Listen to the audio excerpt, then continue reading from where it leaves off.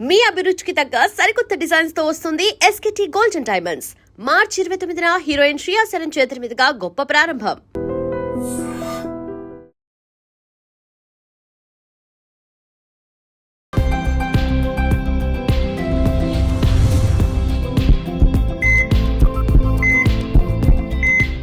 Welcome to healthy conversation with I dream. నా పేరు Lumbini. Spine surgeries అసలు ఎందుకు అవుతాయి అండ్ స్పైన్ సర్జరీ వల్ల వచ్చే కాంప్లికేషన్స్ ఏంటి అండ్ అలాగే పోస్ట్ సర్జరీ తీసుకోవాల్సిన కేర్ ఏంటి, లెట్స్ డిస్కస్. ఈ రోజు మనతో పాటున్నారు ప్రముఖ న్యూరో సర్జన్ రంగనాథం గారు. Let's talk to him. Hello sir, నమస్తే. సో స్పైన్ సర్జరీస్ అనేటివి మేజర్ గా ఎందుకు అవుతూ ఉంటాయి? యూజువల్లీ మనం బ్రెయిన్ గురించి మాట్లాడుతూ ఉంటాం, హెడేక్ గురించి మాట్లాడినప్పుడు బ్రెయిన్ గురించి ఇవన్నీ యూజువల్ గా మాట్లాడతాం.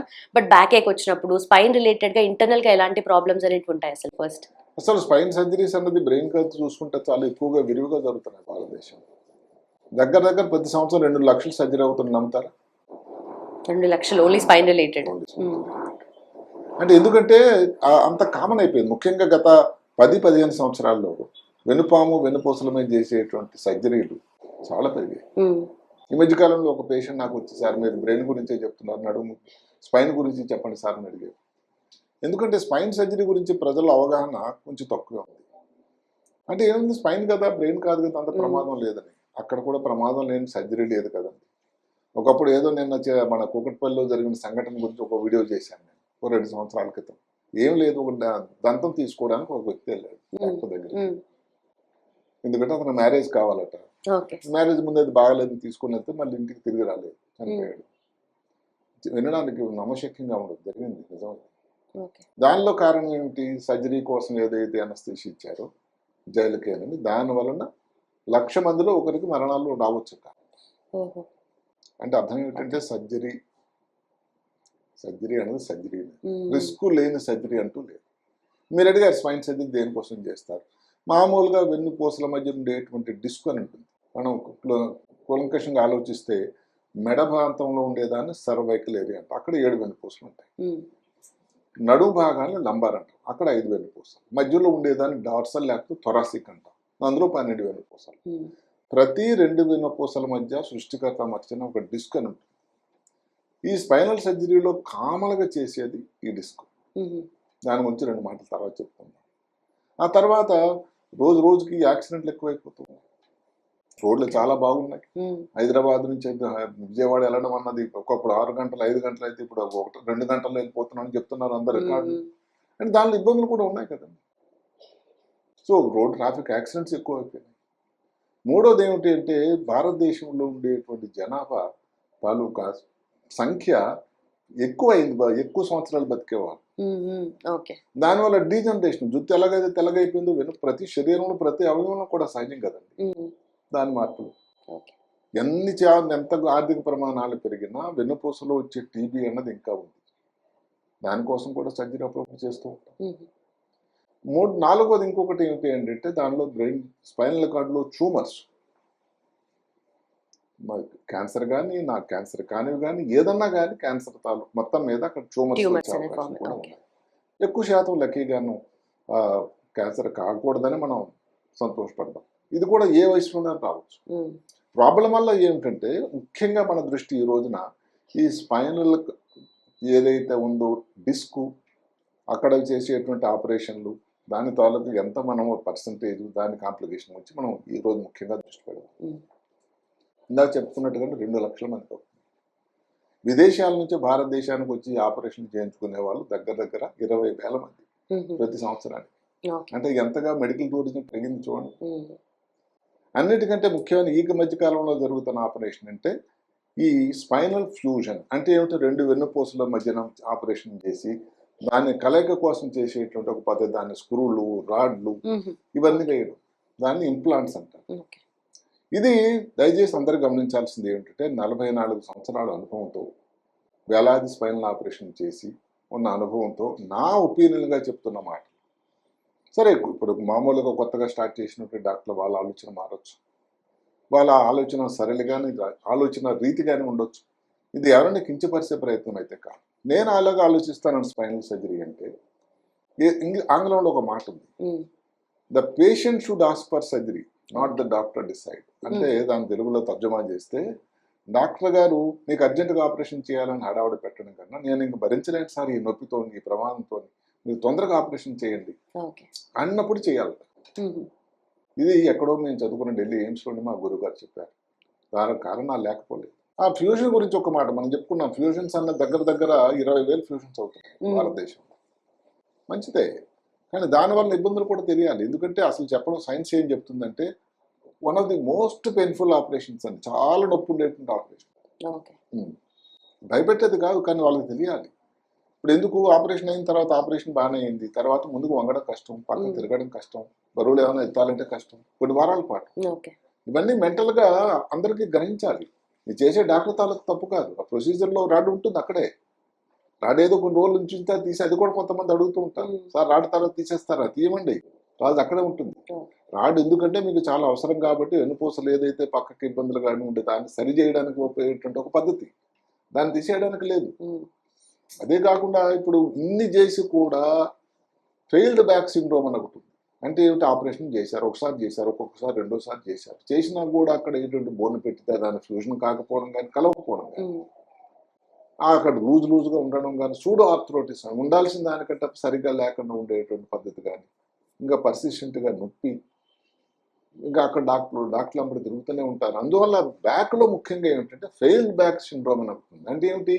సర్జరీలు చేసినా కూడా 1-2 సార్లు ఇంజక్షన్లు ఏం చేసినా కూడా నొప్పి తగ్గకుండా కొంతవరకు అంటే పేషెంట్ తాలూకు ఆలోచన సరళను బట్టి ఉంటుంది. ఎందుకంటే పేషెంట్ నొప్పి అన్నది ఎలా ఉంటుందంటే ఎక్స్పెక్టేషన్ 100% తప్పేం లేదు, కానీ అన్నిసార్లు 100% రికవరీ ఉంటుందా అన్నది ఆలోచన. అక్కడ వెయిట్ని బట్టి డయాబెటీస్ ఉందా లేదా, పొగ త్రాగేవాళ్ళ లేరా, లేకపోతే ఎంత వెయిట్ ఉన్నారు, ఎంతవరకు మీకు ఎన్ని చోట్ల ఆపరేషన్ జరిగింది, ఇవన్నీ ప్రమాదం కదండి. అందువల్ల గమనించాల్సింది ఏంటంటే ఆపరేషన్ చేయడం అనేది ఎంత ముఖ్యమో దానిలో ఉన్నటువంటి చిన్న చిన్న ఇబ్బందులు, likely problems, fail back syndrome గురించి తెలియాల్సిన అవసరం కూడా ఉంది. అందువల్ల నేను చెప్తున్నది అంతా కూడా నాకు ఉన్న అనుభవం 44 సంవత్సరాల నుంచి. సో ఇందాక చెప్పినట్టుగానే ఏమిటంటే ఒక పేషెంట్ నడువులో డిస్క్ గురించి 2 మాటలు చెప్తాను. డిస్క్ అన్నది గ్రహించాల్సిన అందరూ, నేను ప్రతి పేషెంట్కి చెప్పిన మాట ఈరోజు కూడా ఈ వీడియో ముఖ్యంగా చెప్తున్నాను. ప్రతి 2 వెన్నుపూసల మధ్య 1-2 వెన్నుపూసల మధ్యలో తప్ప మెడలో ఉండే ప్రతి వెన్నుపూసల మధ్య డిస్క్ ఉంటుంది. అది ఒక మెత్తలాగా అమర్చాడు ఆ సృష్టికర్త. ఏదైతే ఇప్పుడు మాటకు చూడండి, వాషర్ ఉంటుంది సైకిల్లో, అది లేకపోతే కీకి ఏమైనా వస్తుంది, సౌండ్ వస్తుంది కదా, అది ఆయన గ్రహించే దానికి అలా అమర్చాడు. అందువల్ల డిస్క్ అన్నది అందరికీ ఉంటుంది. ప్రాబ్లం వల్ల ఏమిటంటే దానికి శస్త్రచికిత్స అవసరమా? ఎంఆర్ఐ వచ్చిన తర్వాత చిన్న ఇబ్బంది అయిందండి. ఏమిటో ఇబ్బంది అని చెప్తాను మీకు. మేము స్టూడెంట్గా ఉన్నప్పుడు 82 ఆ ప్రాంతంలో ఎంఆర్ఐ అనేది లేదు నిజానికి. ఎంఆర్ఐ అనేది 85-86 ప్రాంతంలో భారతదేశంలో ప్రవేశించింది. అంతకుముందు ఏమిటి? ఇప్పుడు నడుములో ప్రాబ్లం ఉంది, నడవలేకపోతున్నాడు, కాలు వీక్ అయిపోయింది, తిమ్మిరి వస్తుంది, కాలు సన్నంగా అయిపోయింది, మూత్రంలో తేడా వచ్చింది. ఇవి డిస్క్ వల్ల ప్రమాదమైన కంటికలు సూచికలు. అలాంటప్పుడు ఏం చేసేవాళ్ళం అండి, నడుములో ఒక సూదేసి దాని నుంచి ఒక రసాయనం కాంట్రాస్ట్ అనేది ఇంజెక్ట్ చేసేవాళ్ళం, మైలోగ్రామ్. అసలు ఎంత నొప్పి అండి. అలాంటిది మెడలో చేయాలంటే అప్పుడప్పుడు ప్రాణానికి ప్రమాదం ఉన్నటువంటి సన్నివేశాలు కూడా ఉన్నాయి. ఇప్పుడు దాని నుంచి ఇందాక మనం చెప్పిన అల్ట్రా ప్రాసెస్డ్ ఫుడ్ లాగా ఈజీగా అయిపోయింది ఎంఆర్ఐ చేస్తే అంటే ఒక 20 నిమిషాలు మాక్సిమం అరగంటలో అయిపోతుంది, నొప్పి లేదు, ఏం లేదు. సో ఎంఆర్ఐలో ప్రాబ్లం ఏంటంటే హై రెజల్యూషన్ ఇన్వెస్టిగేషన్, దాన్ని రీసెర్చ్ చేయడం చాలా బ్రహ్మాండం పరీక్ష అది. దానిలో చిన్న ఇబ్బంది కూడా ఏమిటంటే దానిలో చిన్న డిస్కులను కూడా కనబడుతుంది. ఇప్పుడు అది పట్టుకొని డాక్టర్ దగ్గరికి వెళ్ళడం, కొంతమంది డాక్టర్ దానికోసం ఆపరేషన్ చెప్పడం, వారి అభిప్రాయం అది, ఎవరిని రీసెర్చ్ చేసేది లేదు. దానికి ఆపరేషన్ కోసం నా దగ్గరకు వచ్చినప్పుడు నేను కొన్ని పద్ధతులు ఉంటాయి. అంటే ఏమిటి, ఫస్ట్ అడిగేది ఏమిటి, ఈ నొప్పి వల్ల ఎంత ప్రాబ్లం ఉంది, ఉదయం లేచి సాయంకాలం నీకు ఉండే పనులు దైనందిన జీవితంలో ఎంత కష్టం అవుతుంది, చాలా ఇబ్బంది అవుతుంది ఒక సంగతి. అంత పెద్ద ప్రాబ్లం లేదు సార్, అది బరువు, ఊబకాయ. ఇప్పుడు మాటకు 80 కిలోల బరువు అంటే 80 కిలోల బరువు నడుము మీద పడుతుంది కదండి. ఏరియా కామన్ గా డిస్క్ ప్రాబ్లం వచ్చేది కామన్ గా నడుములో వచ్చేది లంబార్ డిస్క్ అన్నది, అందులో 4-5-5-1. సో దానికి సర్జరీ అన్నది కాకుండా దానికి ఆలోచన చేయాల్సిన అవసరం ఉంది. మరి అదే కాకుండా ఇంకెంతమంది నా దగ్గరకు వచ్చినప్పుడు ఇంకొక మాట చెప్తుంటారు, వచ్చినప్పుడల్లా కూడా దానికి ఇంకెవరో డాక్టర్ చెప్పడం, దానికోసం నా ప్రకారం నీకు ప్రస్తుతానికి ఆ సర్జరీ అవసరం లేదు అని. అంటే తర్వాత అవసరం పడుతుందా లేదని కాదండి, ఇప్పుడున్న పరిస్థితిలో మీకున్న లక్షణాలను బట్టి, మీకున్నటువంటి మా పరీక్షా విధానాన్ని బట్టి తొందరపడి ఆపరేషన్ చేయాల్సిన అవసరం లేదు అని. మళ్ళీ ఇంకొక మాట చెప్తున్నాను, ఎవరికైతే ఆపరేషన్ నడుము వెన్నుపూస కోసం చేయాల్సింది ఎప్పుడు కాళ్ళలో వీక్నెస్ బాగా వచ్చినా, నడవలేని పరిస్థితి వచ్చినా, మూత్రం మనం కంట్రోల్ లేకపోయినా కానీ, కాళ్ళు సన్నంగా అయిపోయినా, ఇలాంటప్పుడు ఆపరేషన్ తప్ప ఇంకా అన్యదాశరణం నాస్తి.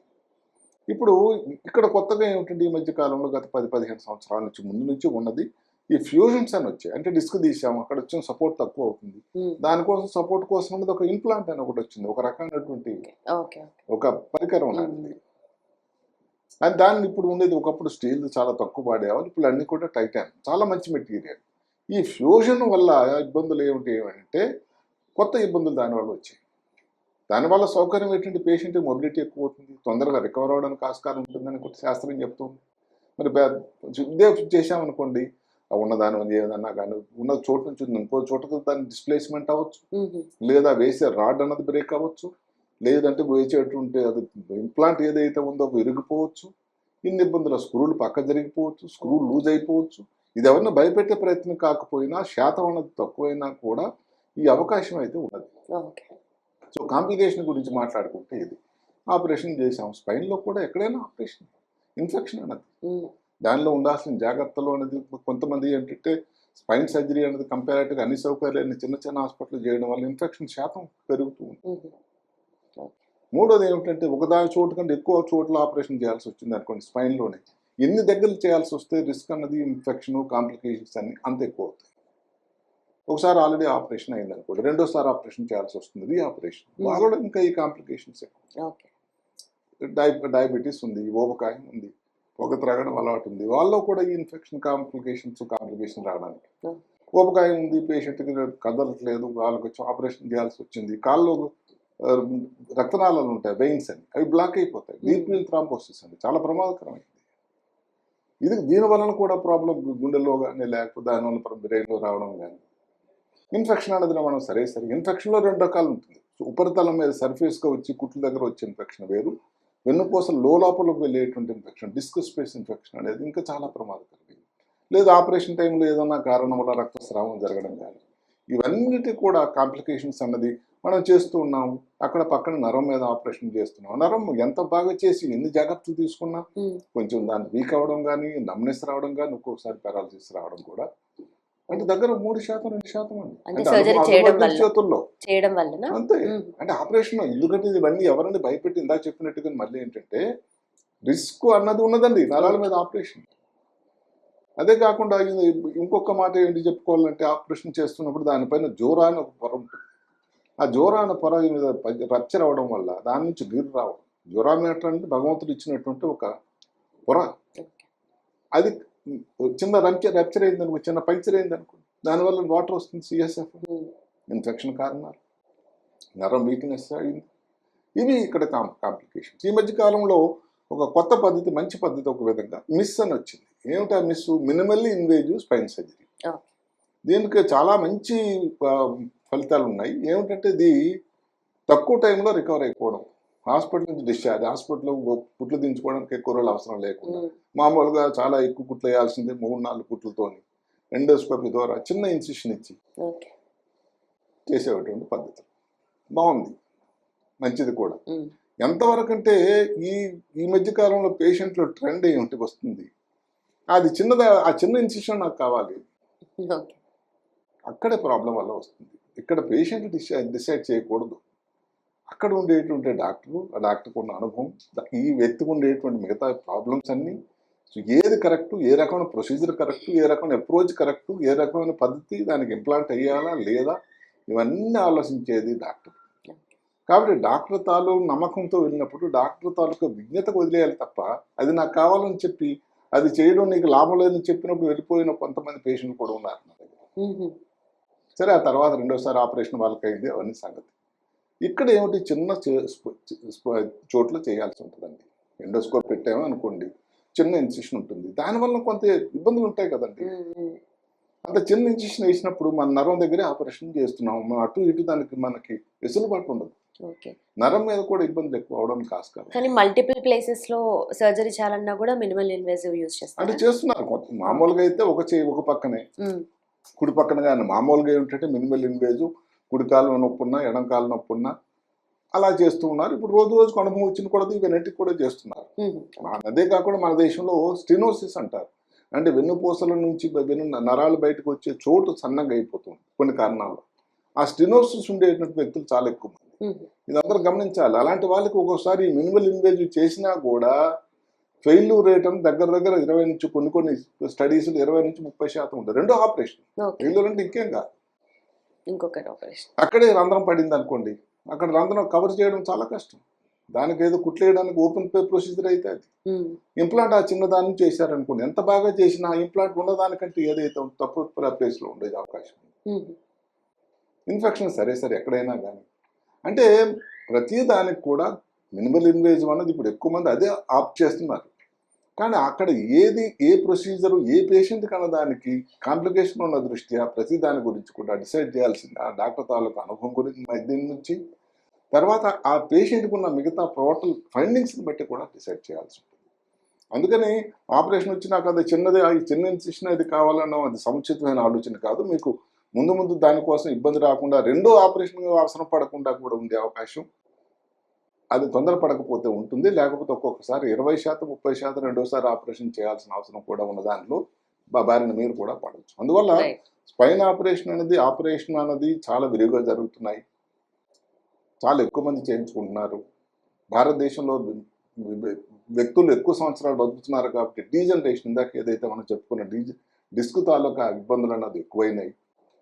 అదే కాకుండా ఆర్థిక ప్రమాణాలు పెరిగాయి, అవగాహన పెరిగింది. అదేదో అక్కడెక్కడో వీడియోలో కానీ చూసి కానీ ఇంకెక్కడ కానీ దానివల్ల తొందరగా చేసుకుంటే మనకు తొందరగా టైం లేదు పేషెంట్. ఇప్పుడు ఒక దగ్గరలో ఉన్నది కామనెస్ట్ ఆపరేషన్ అయిపోయింది స్పైనల్లో చేసేటువంటి డిస్కులు అవన్నీ. అదే కాకుండా మిగతా దేశాల నుంచి కూడా చాలా మంది పేషెంట్లు వచ్చి చేయించుకుంటూ ఉన్నారు. ఇప్పుడు ఉన్న పరిస్థితులు ఏమిటంటే, ఇప్పుడు సైన్స్ ప్రగతి మారుతూ ఉంటుంది కదా, ఇప్పుడు ఫ్యూజన్ అనేది తొందరగా చేసేస్తే పేషెంట్ తాలూకు మొబిలిటీ బెటర్ అనే రోజులు వచ్చాయి.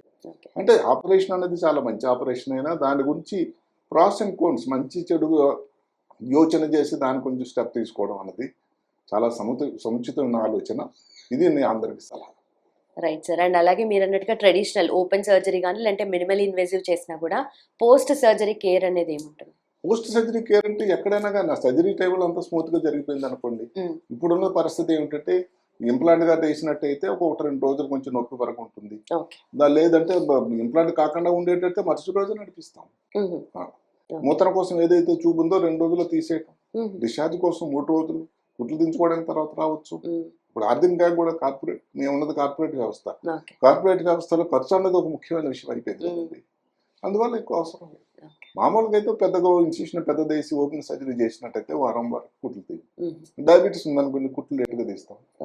ఆపరేషన్ టైంలో ఏదైనా ఇబ్బంది వచ్చింది అనుకోండి, ఏదైనా అనుకున్నట్టు జోరాకు రంధ్రం పడింది అనుకోండి, ఏదైతే పొరకి అక్కడ నుంచి వాటర్ వచ్చిందని, అలాంటప్పుడు మనం తొందరగా చేయాలి.